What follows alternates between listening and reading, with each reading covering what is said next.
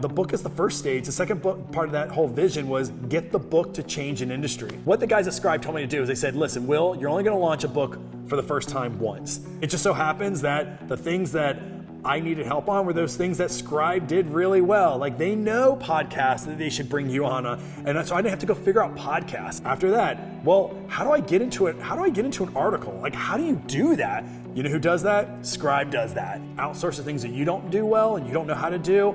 Bring in the things that you want to control, and it just kind of worked out for us. I would get this daily email saying, there are 3 people that we pitched your book to in a podcast, 2 of them have contacted you, or have contacted us, and they've been scheduled. So it made things really easy for me because I didn't have to try to figure out, oh gosh, did I contact this podcaster? Did I reply? What article is being sent where and when is it hitting?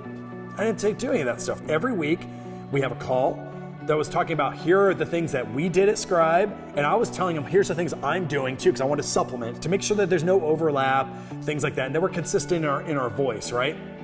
So every week we met, and then what's interesting is that every week they took content out of the book and they wrote an article, which is great because I've already done all the writing, right? And for me to break apart this thing that I've worked for so many months on into small little articles may sound easy. It's not, because you're so into your stuff, and then trying to rewrite something that is already in your voice, it's hard.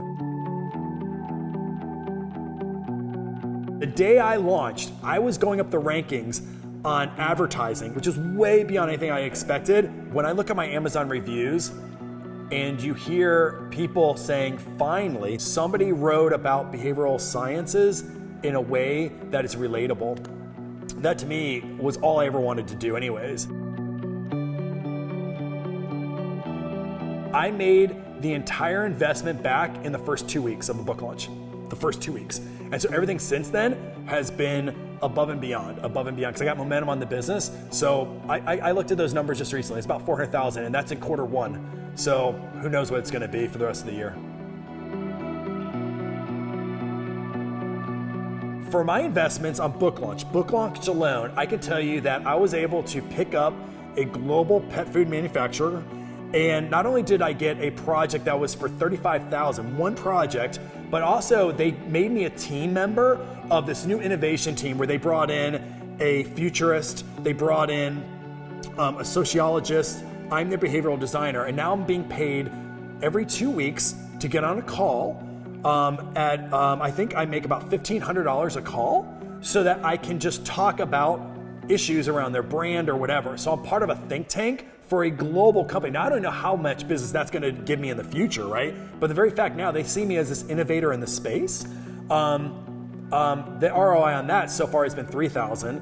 So almost $40,000 of it, and that's just since January with one company. You'll never know unless you try.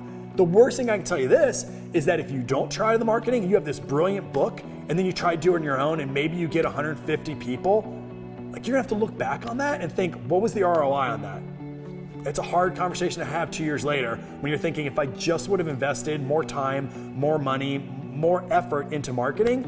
It's sometimes the saddest thing because you could see their passion in their book. It's their 5th book, and yet they still haven't gotten more than 300 sales. It's not their content. Nobody knows their content. It's because they don't know how to get it out to the masses. And if you go do that, you look at that, you'll realize the importance of making a sound decision in marketing, because you just don't want to put 13 months of your time into something that, you know, the vision of you setting a new course in your industry and realize that, frankly, your marketing failed you.